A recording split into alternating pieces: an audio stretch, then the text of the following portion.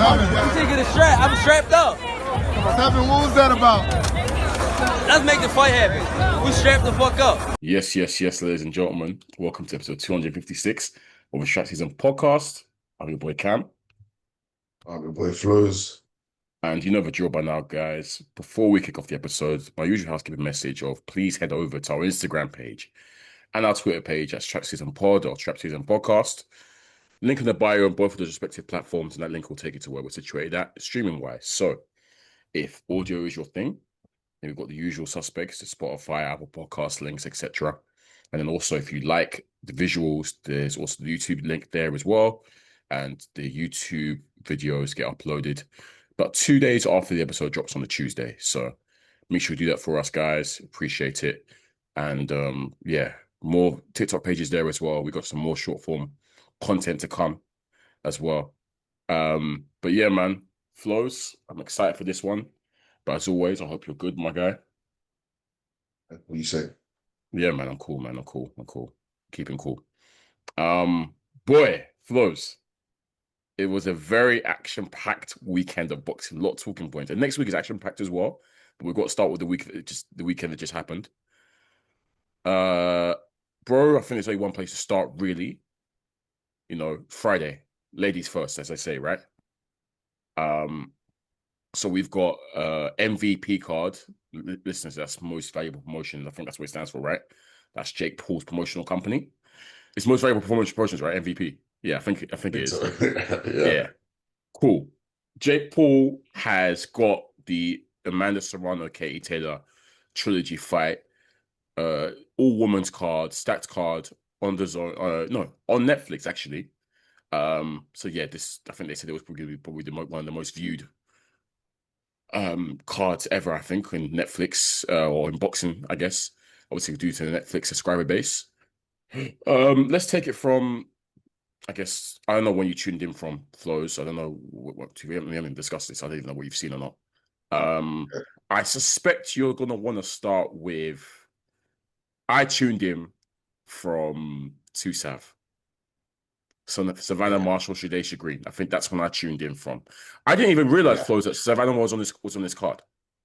Because when we talked about it last week, I didn't even mention Savannah. Obviously, I mentioned Cameron being there, Baumgardner, who we'll touch upon, and Scotney. Yeah, that's what I tuned in from. Yeah. Okay, you tuned in from Scotney. Okay, I didn't even realize that. What's her name was on the card as well? Ramla Ali. So yeah, I thought she signed for them, but I didn't. Yeah, so she's on now as well. Yeah. So Jake Paul's wrapped up quite a few of the ladies. Cool.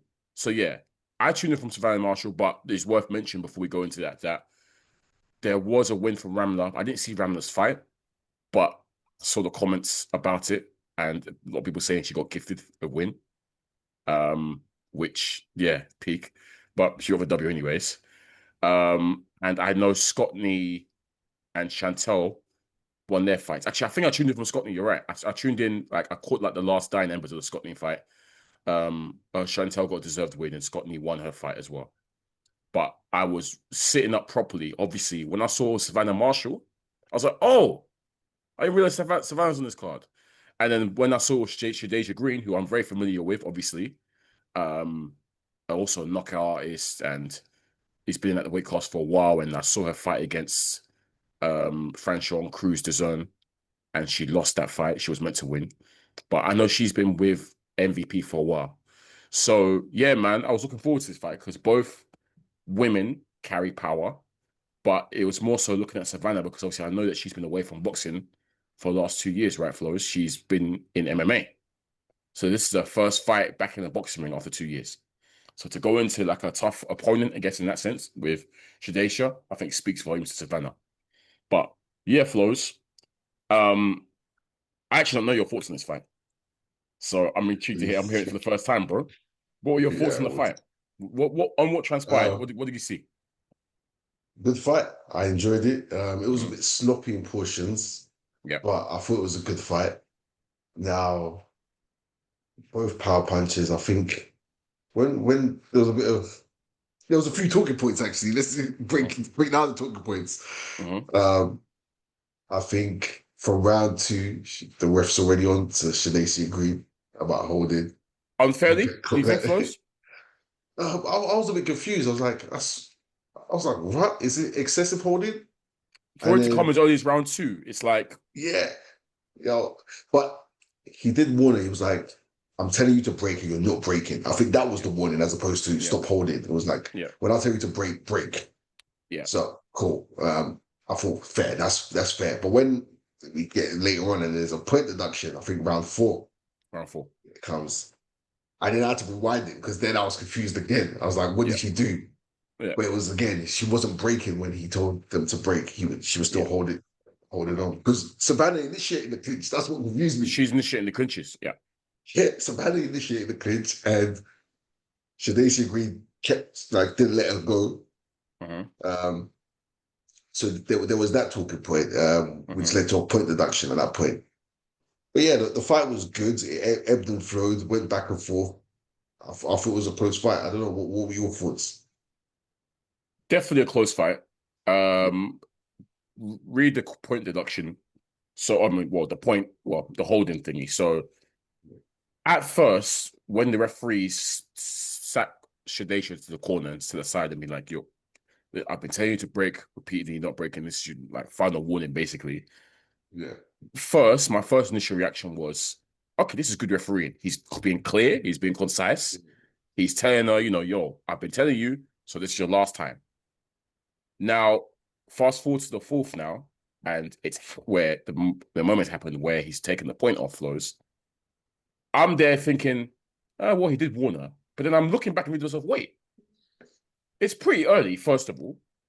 And it didn't seem that excessive to me. Like, they were both, and I say it didn't seem excessive because of the fact they were both doing it. They were both holding. And in fact, as you said, that one that the point got deducted, Savannah was the one that actually initiated that clinch. Yeah. But it was scrappy in that sense where they were both sort of clinching and whatnot. So I'm there thinking, well, Savannah deserves some warning here too, surely. So when he took the point deduction in round 4, I felt a bit hard done by for Shadesha, to be honest, Flowz. I thought it was a bit too early.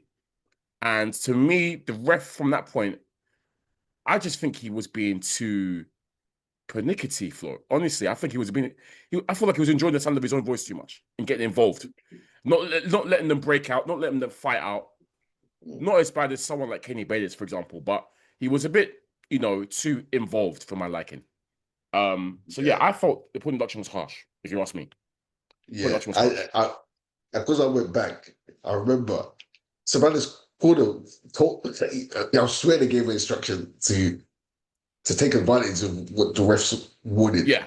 They did, didn't they? They were like, oh yeah, when she clinches, then you throw on the inside and you stay in there, something like that. Like you clinch and then throw on the inside. So you can see Savannah made the most of it and managed to get a point deducted through that tactic. Yeah. But so up until that point, up until that 4th round, I had Savannah winning actually. Yes. Yeah. I was going to say, so South was up to me. Obviously, given the fact that she's been out of the ring for 2 years. And I think leading up to this fight, she made a lot about how the tough bit for her was having to relearn, I guess, boxing footwork. Because for the last year and a bit, she's been obviously focusing on MMA. And obviously we know MMA stylistically is completely different to boxing in terms of how you fight, how your stances, etc. So she said that's been a tough part. But I'm watching her feed and I'm watching her box. I'm there thinking, okay, she looks pretty good. The footwork seems okay to me. And I felt like, she was getting the better of exchanges the first couple of rounds. And Shadesha almost looked, I don't want to say like amateurish, but a bit befuddled in the first couple of rounds based on just Savannah's good work with the jab, in and out kind of stuff. And she was sort of walking Shadesha down, and Shadesha's timing was off. It wasn't really hitting the mark for her initially in the first couple of rounds. But Flowz, I guess you could say after the point deduction, I don't know. I think it's something sort of clicked for Shadesha. Urgency came in, and I know she caught Savannah with a really good shot and a good flurry. And Savannah was annoying me because hands were down, Flowz, sloppy defensively, taking unnecessary shots. And I'm just there like, what are you doing? You're giving this girl confidence. And she really gained confidence from this when she was able to, I think, it was around 5, wasn't it, Flowz, where she was able to really get to Savannah. That was her strongest round by far. And she just built on that, bro. Built on that.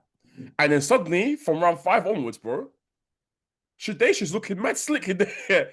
Like, Savannah's walking her down, but Shadesha's, the timing's now being, it's almost like she just clocked it. The timing was great. She's countering Savannah. She's out slicking Savannah, bro. I remember thinking to myself, what is going on? Savannah, wake up, because you're losing these rounds. Like, you got a nice early lead, but to me, Shadesha really sort of worked her way back in the fight.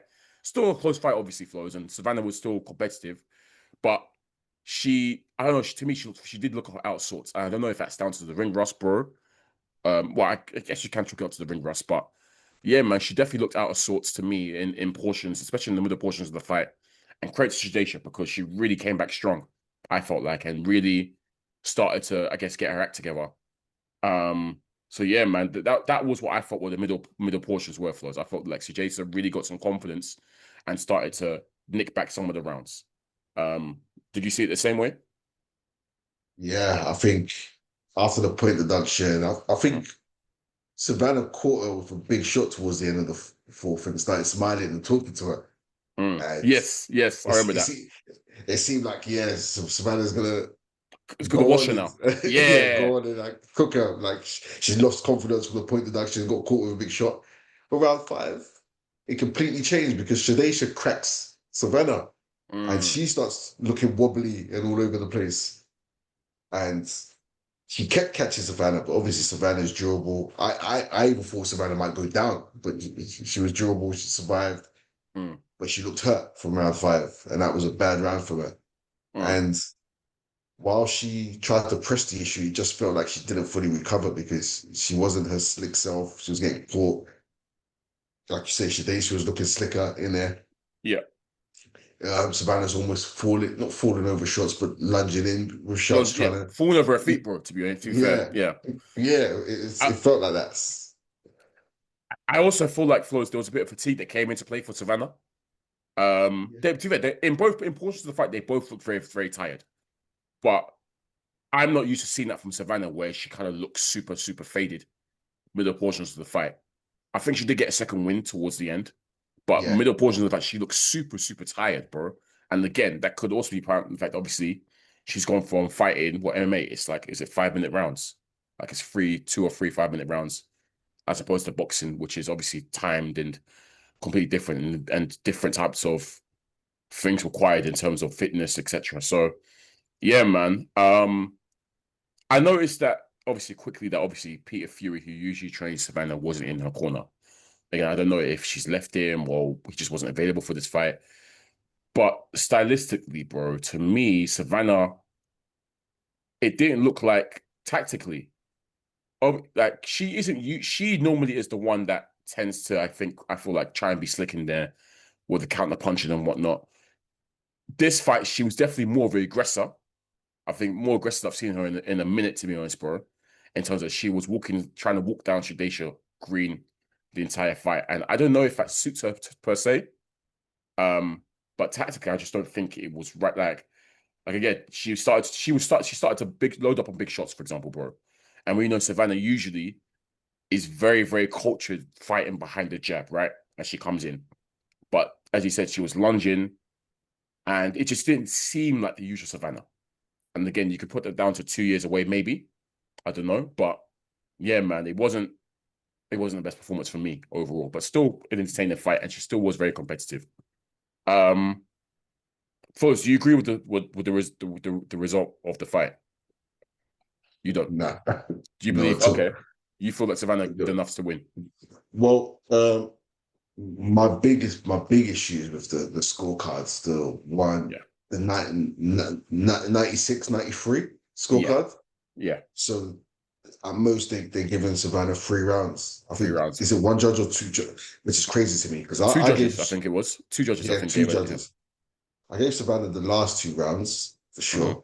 She woke up towards the end And again. I agree. yeah, I mean, you could maybe just say the last three, but for sure the last two. And I had her up by the fourth. Mm. Then there's a point deduction. So I wasn't mad at the draw, the one who scored the Yeah. draw. Yeah. But I thought Savannah won. Just about, yeah. I thought she won with the point deduction. I thought it was close in the middle. Well, Shakur took the middle rounds. But she was up by the fourth for me. Yeah. With the point deduction, and she took the last two rounds. So I was a bit surprised as well. One, by the scoring, but the fact that it went to Shakur, sorry. Because I factored in the point deduction as well, which I thought was huge. No, it was a split. It was split. No, yeah. What was it? Yeah, no, two one was a draw. Yeah, one was a draw. One had it for Savannah. Yeah. No, one had it for Savannah. Yeah, one had it for Savannah. Okay. I think yes, you're right. Yeah, you're right. Yeah, no, I remember. Yeah, right. I can't remember how it was. I think one had it 95, 94 for Shakur. Yeah. And I think one had it 96 or 97, 93 for something like that. And then one had it wide for Shakur again, which confused me. That was a scorecard I had issue with, yeah. Yeah.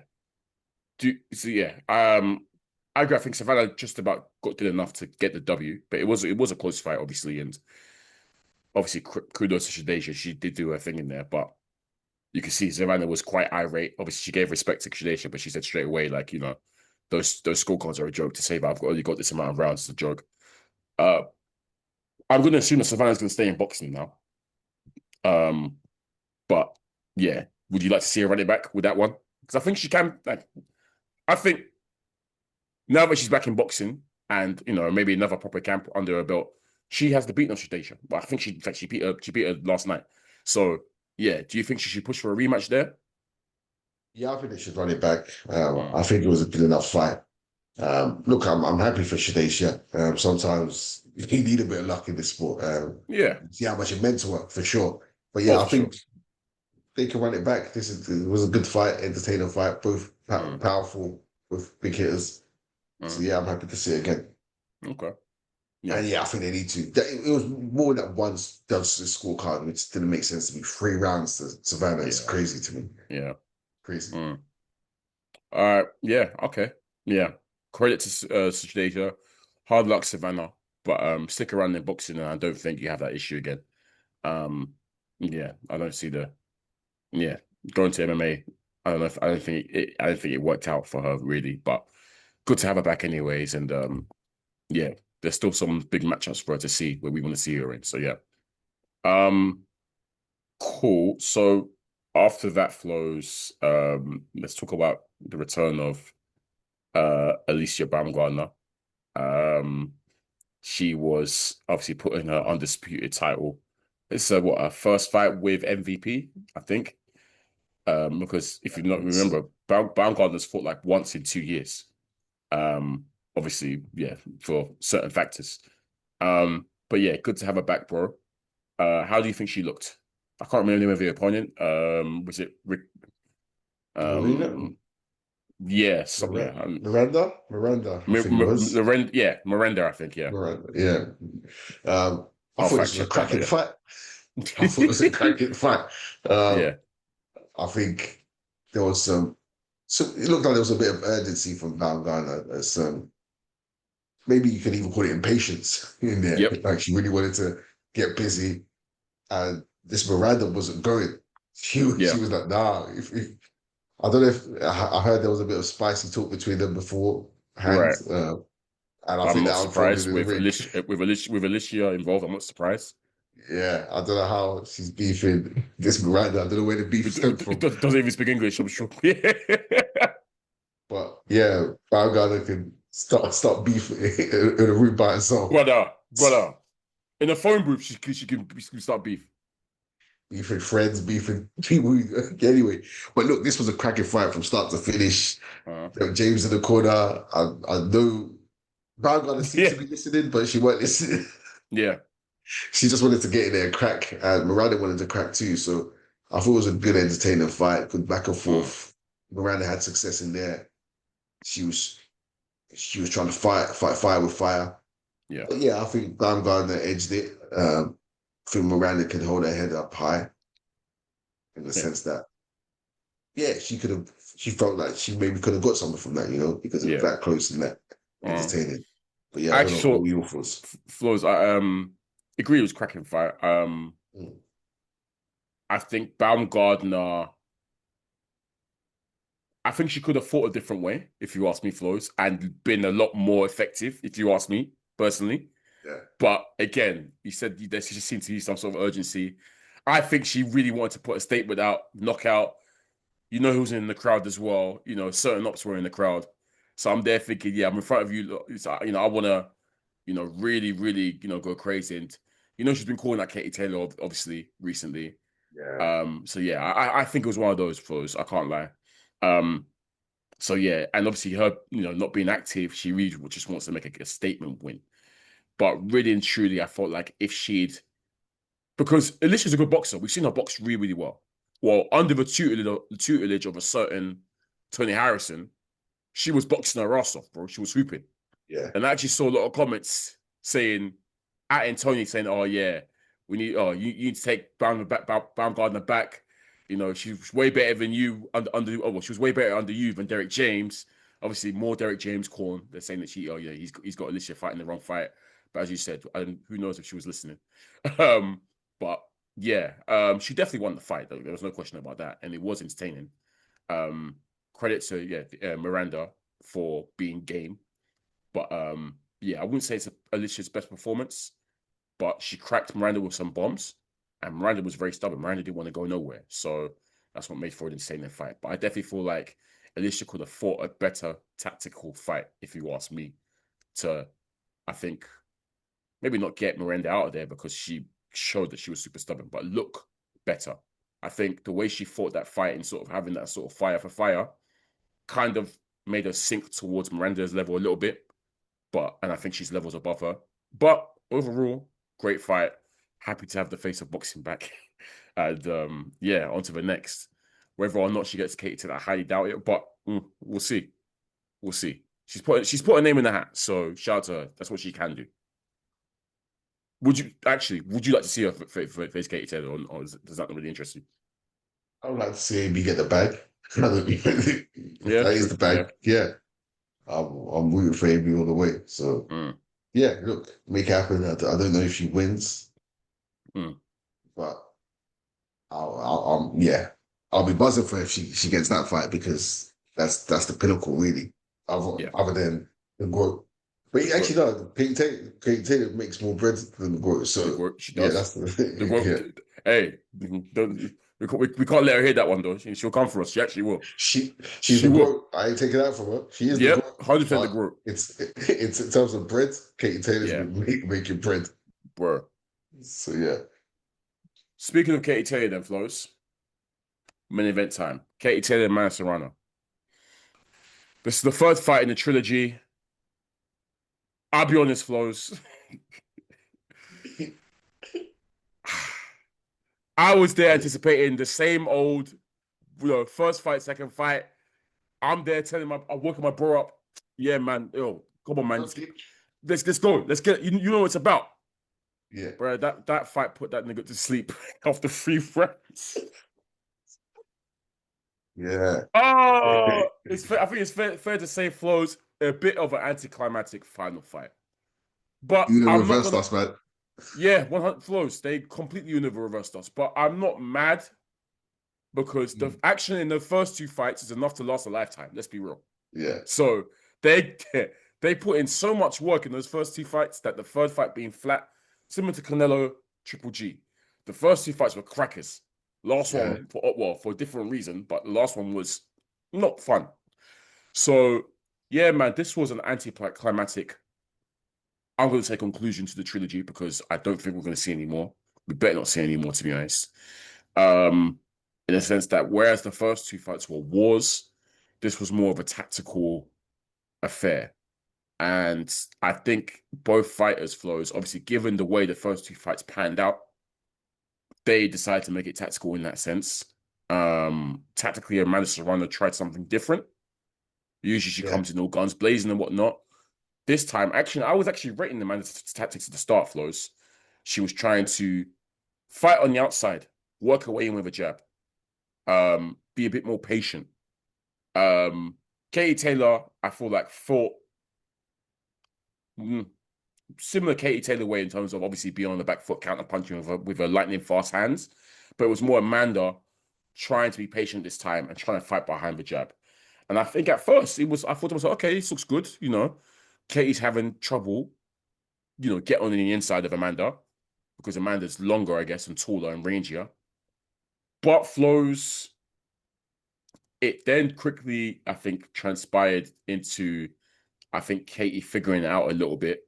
And boy, I don't want to say schooled Flowz, but she was able to just quickly in and out, pop, pop, step out. In and out, pop, pop, step out. Every time Amanda tried to come to her. And Amanda didn't really have any answers to that, bro.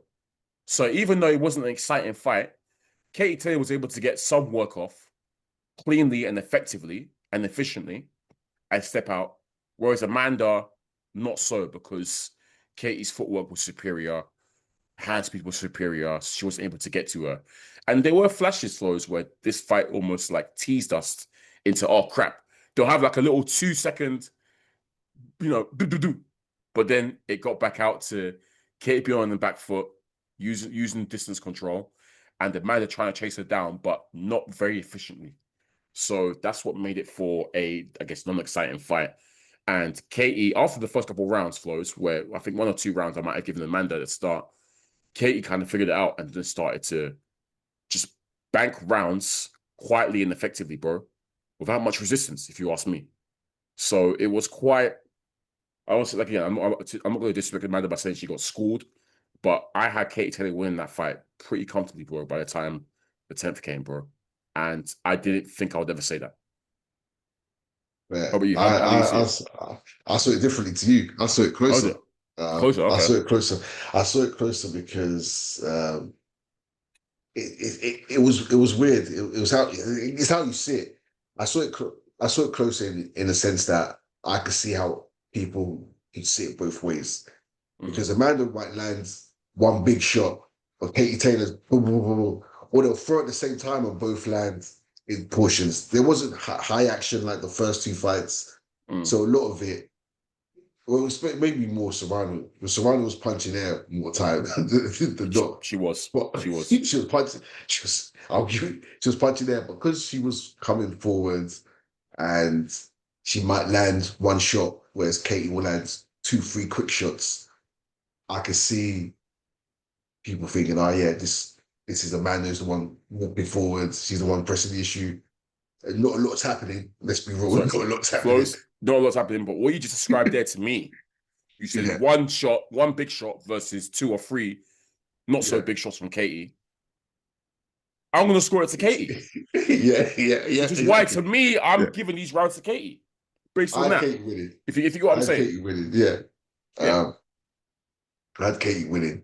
But I was like, once again, I'm watching it thinking, okay, let's see how the judges are viewing this, if it's close. I didn't pre the reaction from people, if people thinking Amanda got robbed again or what. But I'm looking at it like, these are close. I think the live unofficial scorecard had Serrano winning, I think. Unofficial, I can't remember. I thought it had Katie winning, but yeah. Well, for a long time, Serrano was up, I'm sure. I think they had Serrano up for a while. So I was like, I think I was disagreeing with them. I was disagreeing. I don't know who it was. But I was disagreeing with them. But I'm watching it and I'm thinking, yeah, that there was not a lot of action in that round. There's a few shots here and there. So all fights have been hard to score in that sense. But I was scoring it for Katie Taylor, and I was thinking, is it because of my bias? Maybe. Not that I dislike her, man. Serrano, I rate her highly as well, but it's what I prefer to see, if that makes sense. Yeah, it makes sense. So it was difficult in that sense. That's why I had it closer, but I did think Katie Taylor won. And if it feels a 3-0 whitewash seems unfair to Serrano. Especially with the way this one probably even maybe more decisive than the other 2. Well, you think it was definitely more decisive, so I think so. Yeah, it just seems harsh. It just feels harsh. So. And to be honest, Flows, even with the first two, and a lot of people saying Robbie for the first two, I'm looking now online, the same people or whatever, saying, boy, I ain't gonna hold you, gang. But Sir Amanda, sorry, you lost this one for sure. Like, there was no speak about Robbie. Even I'm sure the pro Amanda lot, the serious pro Amanda lot, who like I'm checking their tweets beforehand saying, Amanda, this is get back. Come on, you're gonna win this time. They're saying, boy, hold my hands up. She clearly lost that fight comfortably. Even Carissa's tweet, I don't know if you saw it. I was watching her Twitter, so she tweeted after the fight, the bell rang. She said, if I say who won that fight, you guys are gonna call me a hater. That's what Carissa tweeted. And comments underneath saying, yeah, I know, Katie killed her. So yeah. So everyone, I think, most people I said in the boxing sphere, they know that Katie won that one. There's no debate there. And that's a shame, obviously, given the way the first two went. And look, man, I hate to see it, but as you said, it's a 3-0 whitewashing. And it's tough. It's hard on the man of Serrano. But end of the day, that's what we see. We see 3-0. Unfortunately, Amanda, someone like Katie Taylor is just always going to have your number. It's simple. That is, bro, that's it, bro. Katie Taylor's always going to have a man of Serrano's number, I think. And that's a shame. So, yeah, we shouldn't be seeing no more. You can't, like, even 2-0, you're thinking, but then again, given how close the first two fights were, there was argument for a trilogy fight. The third fight's happened now, 3-0. I think the chapter's closed on the man of Serrano, Katie Taylor. I'm even seeing people saying, oh, they tried to call this a rivalry, but I'm seeing 3-0. So it's still a rivalry, bro. Like, look, okay, cool. 3-0 looks mad.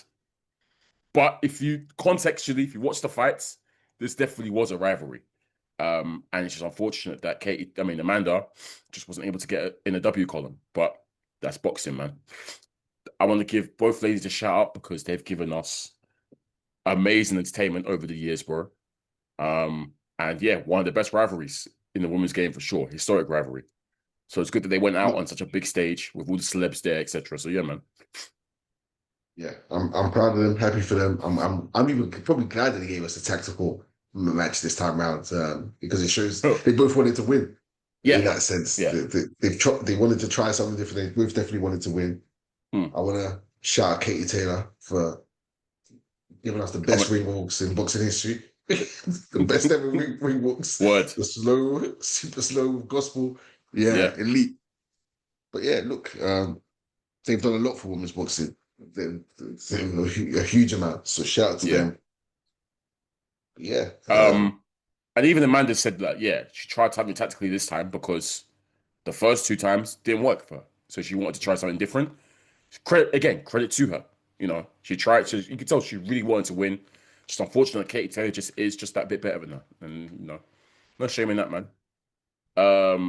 Yeah, man, like I said, I don't think Katie's got too many fights left, bro. Couple more cash out fights, and I can't forget she's 39. People forget that. And she's been in some wars. So yeah, man, I like to see Katie Taylor retire soon, to be honest. I don't see what else she can achieve.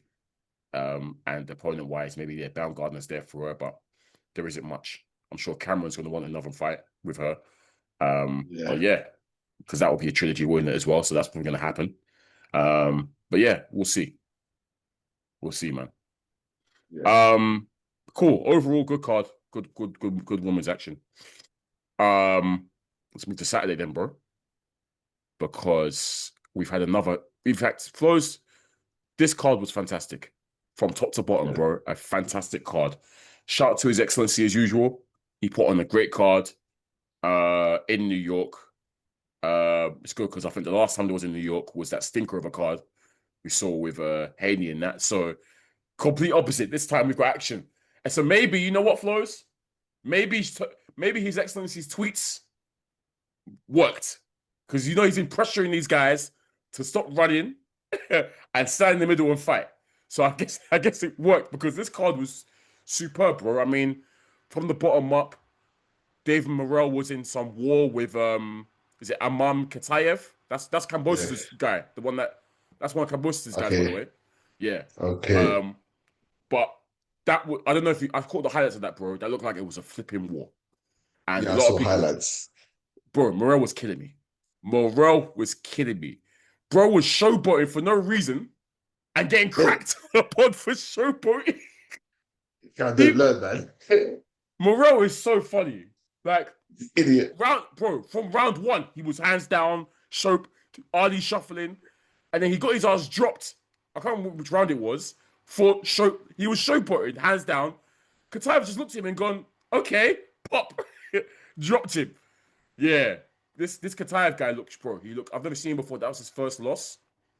But a lot of people are saying that Morel got gifted and Kataev was robbed. And they want to, run it back. And you know what? I think they should run it back. Because that fight, I'm gonna go watch it in full, bro. But it looked like it was a flipping cracker. This Kataev guy looks strong. Stocky, but really, really strong. I think pressure fighter. Yeah, man, it looked like it was a great scrap. They both landed bombs. Even in the final round, bro, from what I could see on the highlights, they both rocked each other. So, yeah, it was... And then Morel almost had Kataev out of there in the final round. So, yeah, it looked like it was a classic slobber knockover fight. So, I do want to go watch that, bro. Did you watch it or you caught highlights as well, yeah? Yeah, I did. I watched highlights. So, yeah. Okay. But yeah, that looked like a great fight.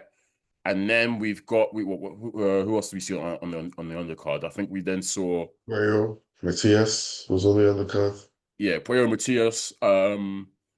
Again, that was another good fight again with both guys. I did see a lot of people saying that they thought Puello got robbed. It was obviously we know what Matias comes with, bro. Non-stop pressure and aggression. So it was Matias's pressure fighting style versus Puello, who, by the way, is a really good boxer. By the way, Puello Flowz. He's sharp. He's slick. He's a good fighter. Really good fighter. Mm-hmm. So again, it was the pressure versus the efficiency and the accuracy of Puello, and it seemed the judge had preferred the pressure that Matias was putting him under, and they gave it to Matias. But again, that was a very close fight, bro. Very, very close fight. Could have gone either way. So that's another one I want to catch him for sure. But yeah, that 140-pound division, bro, is hot.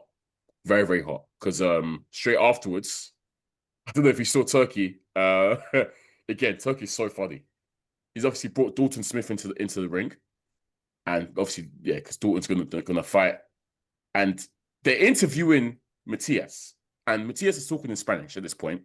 The interview Matias, I think, just asking him, about, oh yeah, what next for you, blah blah.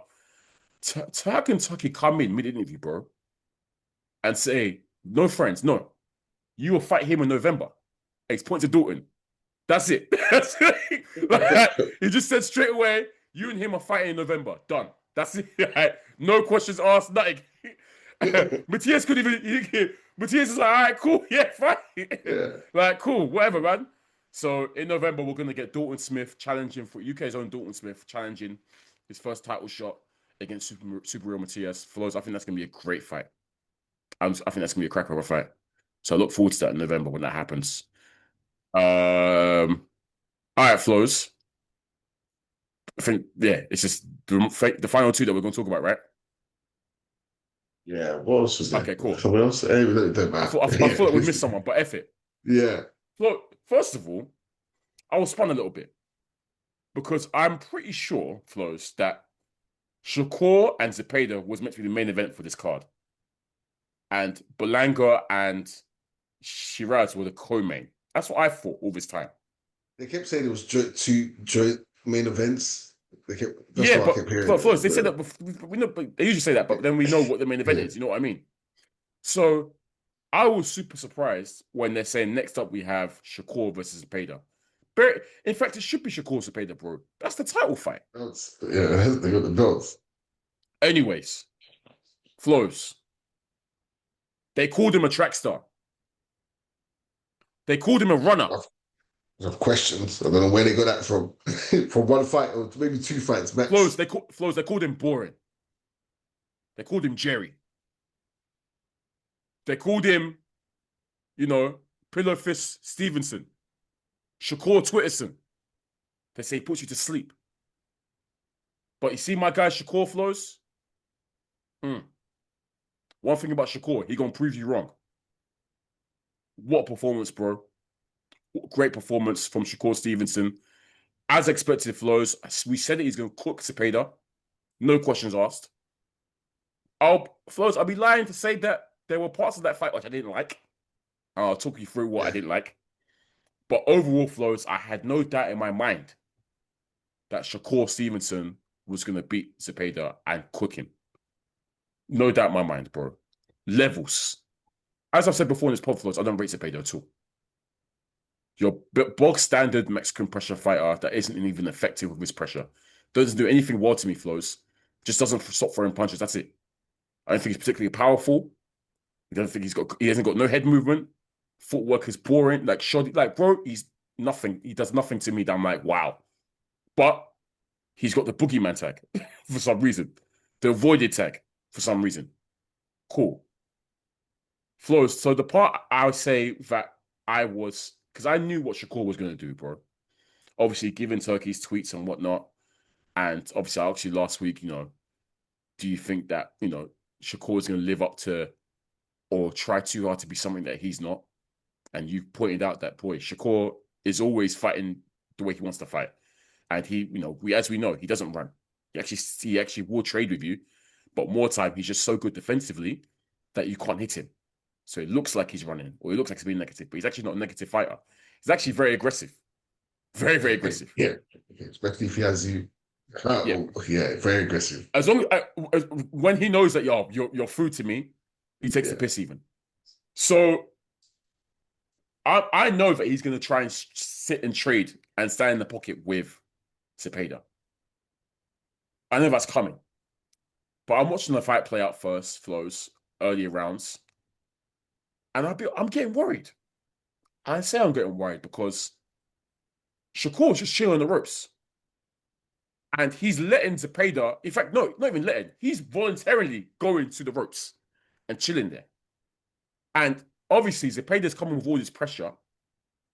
And as he's chilling on the ropes, bro, he's getting caught. He's getting caught with big shots as well. The shoulder roll hasn't really activated at this point. He's still catching flack from Zepeda. And I'm like, bro, you haven't got to do all this. I know the point you're trying to prove right now, but just go back to the usual Shakur, man. I ain't trying to see this right now. Because, you know how it's going to go. I don't know what the judges are seeing, but we've just seen in one fight, bro, that the judges have awarded, even though it's different judges, but still, we've just seen in one fight that the judges have awarded pressure and non-stop pressure. And this is what Zepeda's providing, right? He's the story for the fight. He's the aggressor. He's the one throwing all these punches. You're kind of chilling by the ropes, landing economically, but just, this guy's still landing. And I don't like the fact that I'm seeing Shakur take more punishment than I've never seen him before. Because usually, as we say, Flowz, we've seen the CompuBox stats. He's the most... What's that stat? That crazy stat? He's the hardest to hit or something like that? Yeah. Cool. These punches landing on him or something like that. Yeah, exactly. Something like that. He's got one mad stat like that. So, to me, I'm seeing that, bro, and I'm thinking to myself, I don't like this. I'm not used to seeing Shakur taking this much punishment. Get off the ropes, bro, and just get back to what you usually do. But I think it was like maybe the third round or so, Flowz, this has happened. And I realized, Flowz, there was one key moment that happened. Zepeda's caught Shakur with I think it was like a strong jab. And we've seen Shakur, looked like he was rocked. He was very off balance. Yeah. He was very off balance. Yeah. And obviously Zepeda's pounced. I'm thinking to myself, whoa, what is going on right now? Surely not. I realized quickly that he wasn't rocked or hurt or anything. He was just off balance. Yeah. But what changed things for me, Flowz, was after that flurry from Zepeda, I've seen Shakur do something. I said to myself, oh, he's got this in the bag. He's been playing with us this whole time. This brother started smiling. Yeah. He laughed in Zepeda's face. He laughed. Brother. I came forward. When he laughed, he was enjoying it. I said, oh, this guy's sick. He's been doing this he's just been playing around all this time. And then Shakur then started saying, cool, all right, cool, let me stop playing around now. Activated, bro. And as we saw, they're calling this performance Floyd Mayweather-esque. I won't go that far because he took way too much punishment, but I get what they're saying, bro. He cooked him from that moment onwards, bro. He cooked him. Oh, the sharp counter punching. the angles, sometimes he'd be on the ropes chilling, but then he would take center ring, and every time he was in center ring, bro, he dominated him. Zepeda, obviously, then the shoulder roll then started to get into a groove. So a lot of Zepeda's shots aren't landing, even though Antonio Tara and the commentary are there bigging up hard shot by Zepeda, hard shot by Zepeda. I'm there thinking that hit his gloves. What are you talking about? But yeah, bro, from that point onwards, bro, Shakur fried this guy in a variety of ways, to be honest, bro. Center ring, as in chasing him down, he did that. Back foot counter punching, he did that. Defensive slickness, he showed that. He showed every single time, and he was bopping this guy's head back. Like, obviously, we know Shakur isn't powerful. We know that, and he's got brittle hands. But he definitely has pop to his punches, bro. We can see that. He might not be dropping guys, he might not be stopping guys, but he definitely has pop to his punches because you're seeing Zepeda's face all marked up. All bumped and bruised up. So yeah, man, Shakur, he did what he was meant to do. And he gave a really good show. And now we're seeing people give him props, bro, because all the haters, all the naysayers, you know what I'm going to say, Flowz? Stay on that side. Don't switch up now. Because they're all now saying that, oh, yeah, Shakur's amazing. This is the Shakur I want to see. This, that. Now they're giving him his flowers. Now they are. Crazy, right, Flowz? Crazy. It's strange to me because it's off the back of Zepeda. Shakur's been doing this. Like, he's passed that test a long time ago. Yep. Against Herring. Against Herring. What's it called? Oscar Valdez, Conceição. Yeah, right. Cooked all of them. He stopped Herring. He stopped. Like, I think he dropped Valdez. Killed Valdez. Yeah. Wanted to get Valdez out of there. Look, he beat up Herring, bullied him, little boyed him. Herring's a big man. So all this talk about curl runs and all of this stuff, we've seen him legit beat people down, beat them up, man them, outstripped them, scored. He's done all that against people with names, resumes. Mm-hmm. So, like we said last episode, we knew Zepeda's not ready for him. Zepeda can't hang with him. Brother, Zepeda, which is why he docked him twice. Just saying. Zepeda knew himself. So, look, if you were sleeping on Kerr before, I don't know how. Maybe you brought into all the talk. Yep. Because how you locking into him versus Dos Santos, and you didn't lock into him against Oscar Valdez or Herring. Yeah. So you're going off one performance, but you're not going off the other performance. Anyway, it makes no sense. But like you say, stay over there because you were sleeping before or you're choosing to be ignorant. Because it makes no sense. How can you...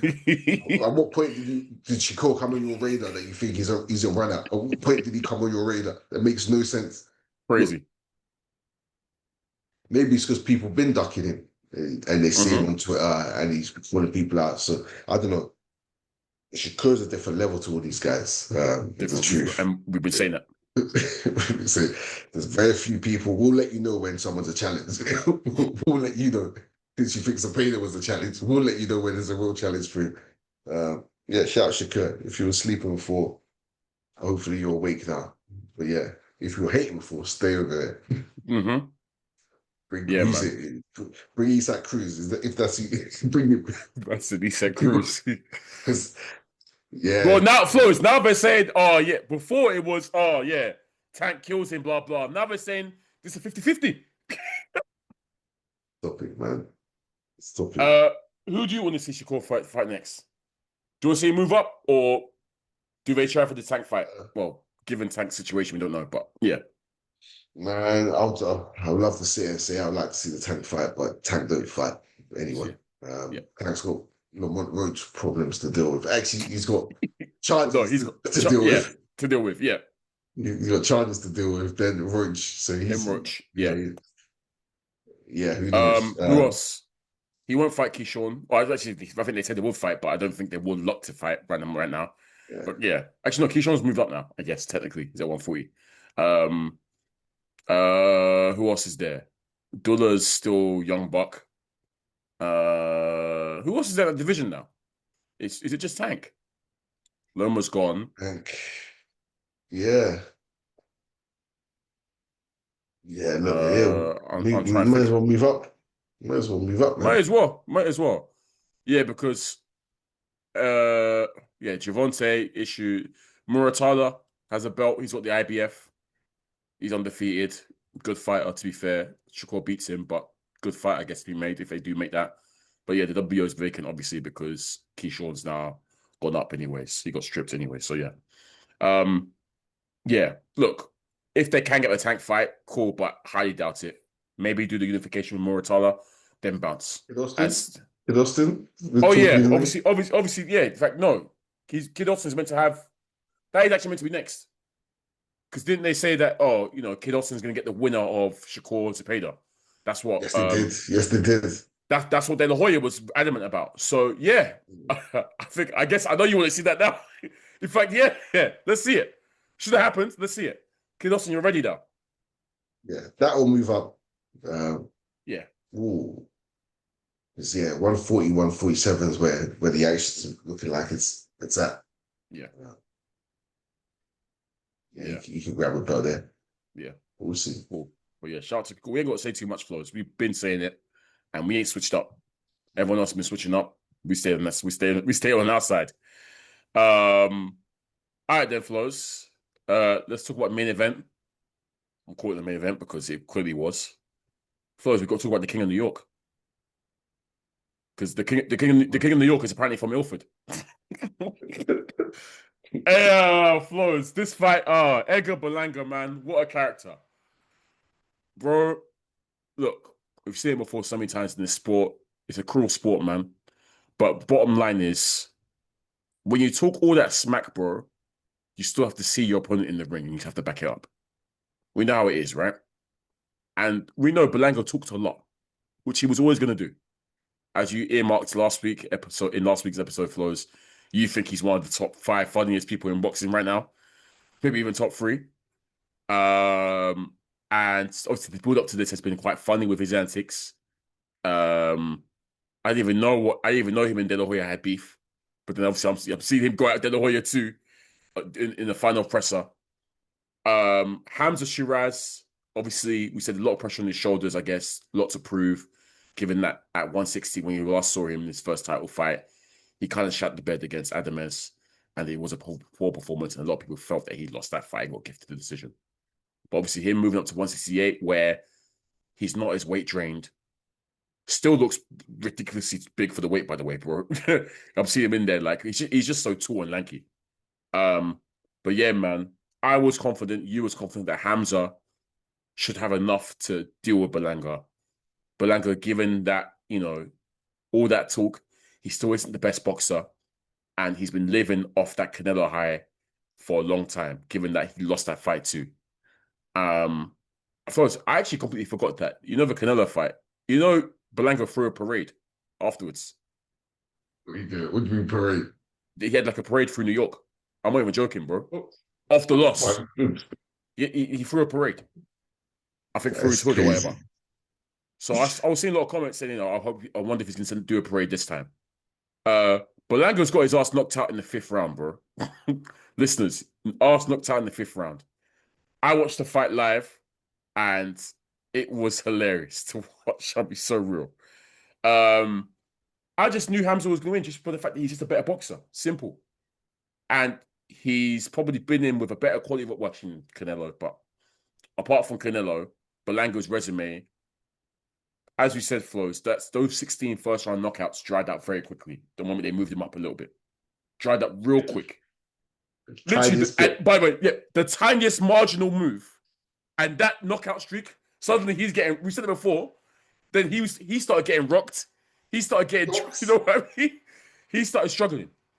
So Berlanga isn't great, but he definitely is a character. He can talk himself into fights, and he hits somewhat hard. So obviously I knew Hamza shouldn't take him lightly, but I said to myself, yeah, Hamza's easily got enough.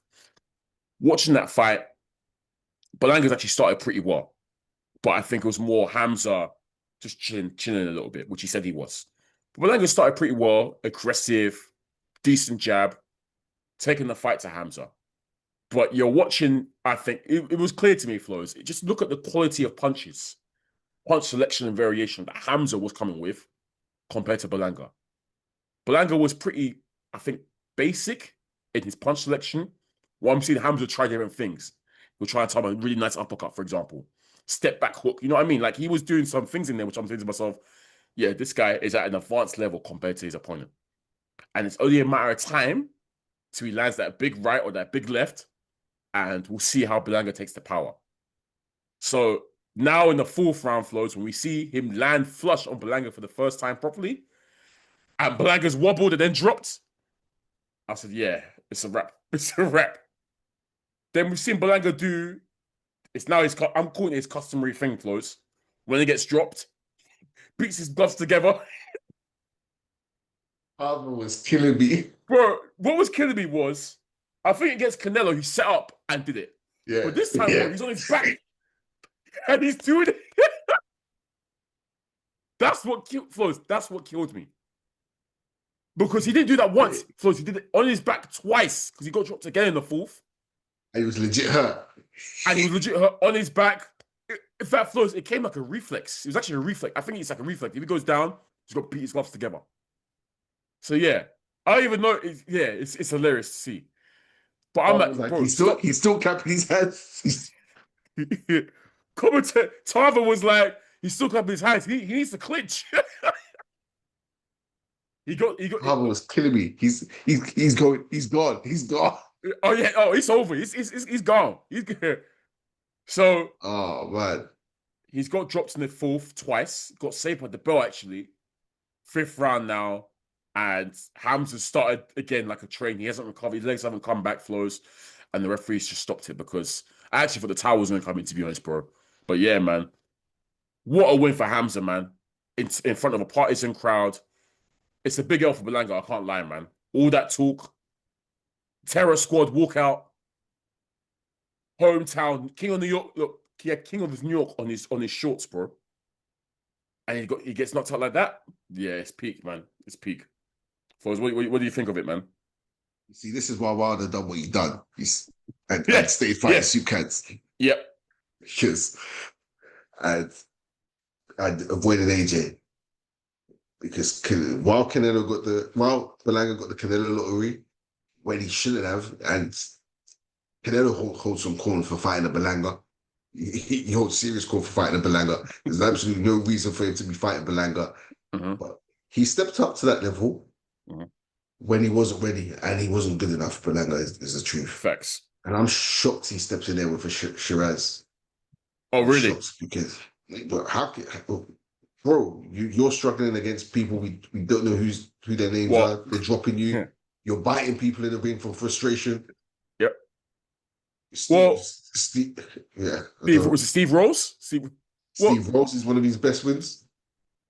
Probably is his best win. Yeah. Well, Flowz, given the way he's been talking, Flowz, post-Canelo fight, I'm not surprised because Berlanga thinks he's a big deal. That's what we've been gathering from it. Look, he fell out with Eddie Hearn based on the fact that he believed he's a big deal. Yeah. Like Hearn he said, we're done now. He beat Eddie Hearn based on the fact that he felt that Hearn was giving him a small fight and wasn't main eventing him. He put him on someone, he said, I can never fight on someone's undercard. I'm Berlanga, I sell out arenas. That's verbatim, that's what he said. So based on the way he's been talking, bro, Sheeraz as an opponent isn't a surprise to me. He thinks he's a big deal. And in the build-up, Berlanga was saying, I've bossed you, Sheeraz. Like, you're a man, like, I've actually helped you out. Like, that's what he was trying to little boy Sheeraz. And to be fair, when you've been in the ring with Canelo, you can little boy someone. But what we've been saying all along is he got that Canelo opportunity undeservedly so because of Eddie Hearn's amazing connections. And he's run with it. To be fair, give him credit, he's talked himself into these positions and he's legit made people believe him. Yeah. Because and credit to him, he went on that crazy run of 17. Is it 17 first 16, round? 16 first round knockouts. Yeah. Which was a crazy run. Put him on our radar. And you said, let's see what happens when he steps up. Yeah. Because there's only so much one round knockouts can show you. Yep. But we clocked on as the moment he stepped up, we clocked on. Yeah, this guy's not fair. Cool. hype train derailed. Even though he won, he was winning. Yeah. He was just hype train derailed for us because Facts. we saw right through it. But he started talking himself up, and off the back of that Canelo loss, talking like he won, talking like he achieved something monumental. He's made it his entire personality trait that he went 12 rounds with Canelo. And look, if we keep it, because people are saying, "Oh, if Hamilton did that to him, Canelo couldn't." That's a sign Canelo faded, etc. Bro, let's keep it. Canelo spared that boy. Canelo actually took it easy. After he dropped him, Flowz, I'm telling you, Canelo took it easy. Canelo, I think, if he wanted to, could have got this guy out of there in that fourth round when he dropped him. And he was like, you know what? I want to give this young kid something to think about, something to dream about. And he took it a bit easy on him, to be honest, bro. I think Canelo, if he wanted to, could have got him out of there. But I knew Hamza was not going to do something like that. Hamza, don't forget, he's under pressure. Because a lot of the Americans are calling Hamza a hype job after that Adamez bout, right? So I knew Hamza was going to come with mean intentions. And we've spoken about Hamza's spitefulness with his punching before. He hits damn hard, and every punch is meaningful. So yeah, man, I knew it was going to be a long night for Berlanga. I predicted like 7th round he would get him, but obviously once he got him hurt in that 4th, I said, yeah, it's a long day for you, Edgar. Long day for you. So yeah, man, very, very, very nice stoppage for Hamza. Super happy for him. And I think it's fair to say, Flowz, he's announced himself, or even though he's beat someone he should have beaten, the magnitude of, and the context of it, who was in front of, the crowd, etc., I think has helped announce him at 168. And Turkey, who seems to be best friends with him, because he's there saying, it'd be disastrous if he loses, tweeting that he's got big plans for him, has said straight away that next year, the winner of Crawford Canelo, Hamza's in pole position to fight the winner. So, yeah, man, it's been a great year for Hamza. Still, great couple of years actually. Yeah. Look, fair play. He's ready to get an easy route to Canelo. Yeah, that's what I can say. Easy route from beating Berlanga against you, Canelo. Crazy. Fair. Look, Hamza's talented, so I can't take that away from him. My one thing is that he's got to see Adamez. Actually, Adamez is the division below. So I'm not that he has to see him. That's a question mark for me. They should have run that back. But look, he's big.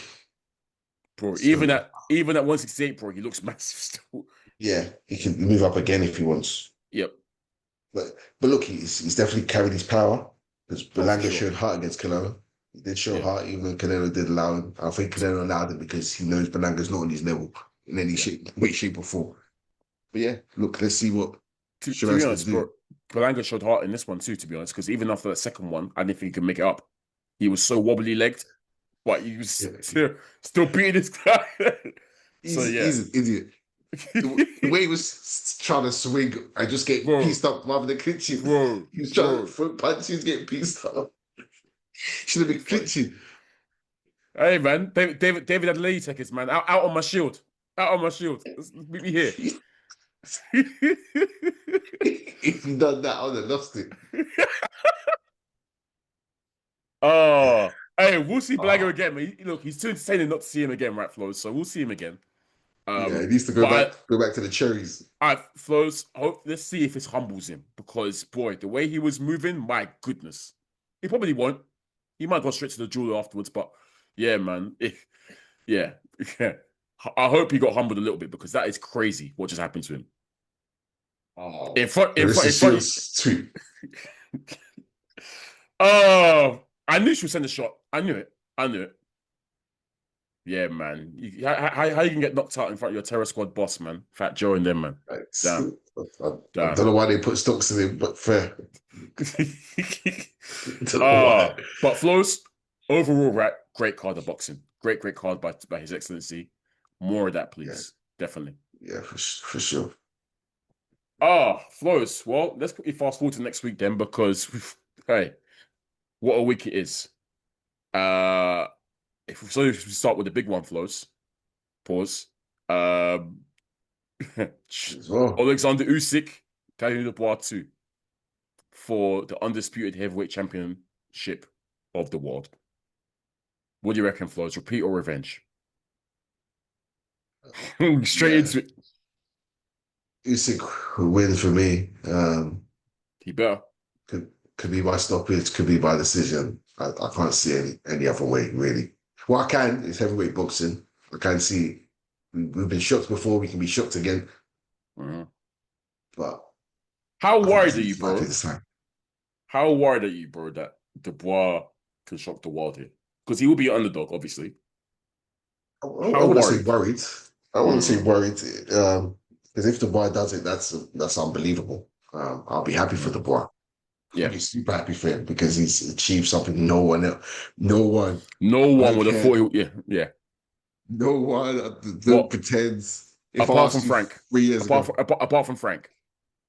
Yeah, Frank talks, but even he didn't believe it. If I asked you if I asked you when Dubois lost the choice that this Dubois would go on to do what he's done, you would laugh. So, I just don't think it's likely. The thing with Dubois, his best toys that we've seen is that he's not going to try to do the tactical game like Fury or AJ done with Usyk. You like to say a lot that his best attribute is the fact that he doesn't think. Yeah, he's not gonna like with the AJ knockdown. He was meant to reset. He didn't reset. He just threw punches or AJ. So that might be his best bet against Usyk. Usyk will be thinking in there. Dubois is not going to be thinking. That he just throwing punches, eating punches to land punches. Yeah, Dubois could pull it off, but he's up against someone who's generational, and I find it hard to see. Yeah. Look, given his form currently Flowz and the momentum and the confidence that he has, it's not far-fetched at all, bro, that he can do this. It's not far-fetched at all. Could happen. Could. This is a guy that only knows one mode, go mode, forward, swing. And he's heavy-handed, as we've seen. He's very athletic. He's strong. He's quick. It's a lot to deal with. And we see a lot, all these guys, AJ himself, they all failed to deal with it in this current version of Dubois. But yeah, as you say, if there's anyone that can do it, it's the master himself, the master of that ring, the ring general, master of his craft, however you want to call him. Usyk is ridiculous. And I like to think that he will just have too much technical brilliance for Dubois. Even this version of Dubois that is super, super confident and buoyed by all these big wins, especially the AJ result as well. I just think Usyk would have too much, bro. Too much. And he should... I don't see him stopping Dubois. Because, again, I think this version of Dubois is very, very dogged and takes a lot of stopping. But I do think Usyk can outpoint him. Not comfortably. I think there will be moments where Dubois does have moments. And I am worried the fact that if Dubois lands on him flush, I don't know if Usyk can take it. Because, yeah, as we can see, Dubois is mad strong. He's got that. He's got a certain type of strength. I'm not going to say which strength because they might cancel me. But he's got a certain type of strength, Flowz, that is just mad. But, yeah, I like to think that, that Usyk should be able to handle him, bro. Do you think it'll be an exciting fight? Yeah, I think it'll be. I think it's just going to be edge of your seat in the sense that anything could happen. And with the backstory of the last fight, I think Usyk fights are always interesting to me. Just watching his brilliance, entertaining, and we know what Dubois is like. So I think it'll be a good fight. I think you go similar to how the first one did, but that's how I'm envisioning. Dubois going in with trying low blows, trying headbutts. I think you know how Dubois is, just going forwards, all guns blazing. And when the success isn't happening for him, he'll eventually break down. And I don't know if the taking knees is out of his system. We've not seen a knee in a while. I think so. I think so, bro. I'm giving that credit. I think so. We'll find out. Find out. Because as Tony Bailey says, once you spear it, the first time is the easiest. The first time's the hardest. It only gets easier from there. And It's we've true. seen 5 or 6 knees after that first one. So yeah, who knows? Let's see. Hopefully, look, if Dubois does it, unbelievable. Wow. Unbelievable. Just wow. Unbelievable if he does it. This yeah. I'll be lost for words. Daniel Dubois, the first person to be Alexander Usyk in how many years? Undisputed world heavyweight champion before an AJ. Oh man. Yeah. Oh man. I will be happy for him because, like I said, seeing Dubois grow, it's been very, very cute. I always say it's cute. But I don't want him to win. Because I want that greatness to still be reserved for Usyk, you know what I mean? Like, he's the great one. And again, you could maybe call it salty flows. I envision there'll be AJ in his position, not Dubois, you know what I mean? But it is what it is. Let's see. But I think it'll be a good fight, bro. And I think Dubois, the way Dubois fights, he will make it exciting. And yeah, I think we should see, hopefully be treated to another technical masterclass from the man from Ukraine. So I look forward to it. I look at the undercard as well, Flows. We speak of knees. It's not the best undercard, I'll be so real. But speaking of knees against Dubois, Lorena is fighting Lawrence Okoli. That's for the WBC Silver Heavyweight Championship. Nice opponent for Okoli still. Obviously, we know he's building nicely at heavyweight, trying to put himself next up.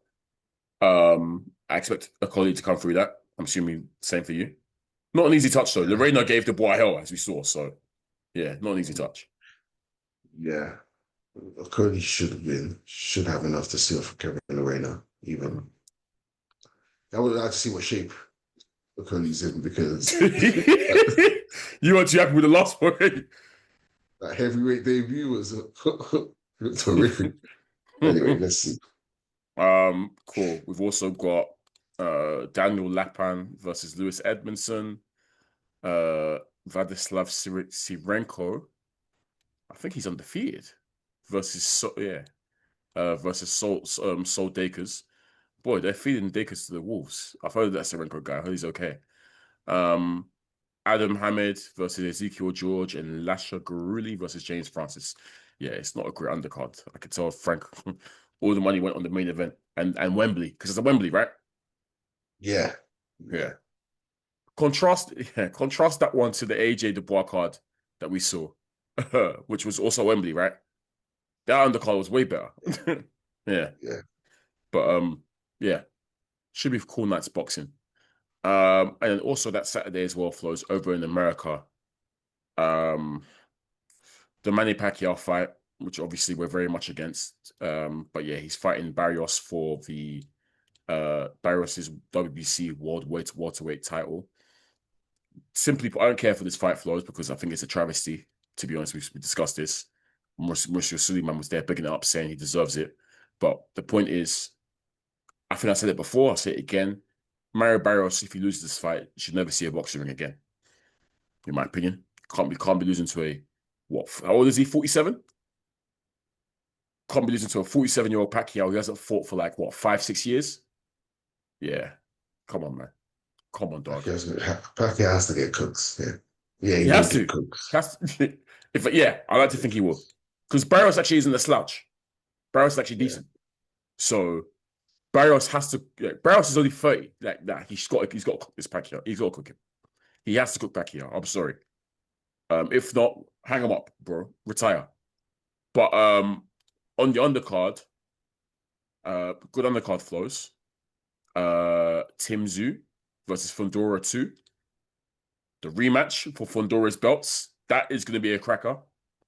Tim Tszyu, obviously, we know he lost to Fundora, which we felt was a bit harsh because of that cut. And then he got knocked out by Bakram. So he took a bit of a break, and then he went and fought in Australia, I think, earlier this year, and stopped one guy quite quickly. So yeah, now Tim Tszyu doesn't take easy touches. I give him that, Flows. He goes straight to it. He runs straight to the smoke. So back in the title, this is the third attempt. Not too fair, yeah. Was it third attempt to win the title? Well, he had a title before, but I think he got given, right? But he was email champ, yeah. But But yeah, he's trying to, I guess, win again. Second time, I guess, because the background was the first. But yeah, against Fundora. And we said that, that first fight, Flowz, prior to the cut, given how that fight was going, we thought Tim Tszyu was winning. And probably could have gone on to win. So, yeah, man, we'll see what shape he's in, what shape Fundora is in.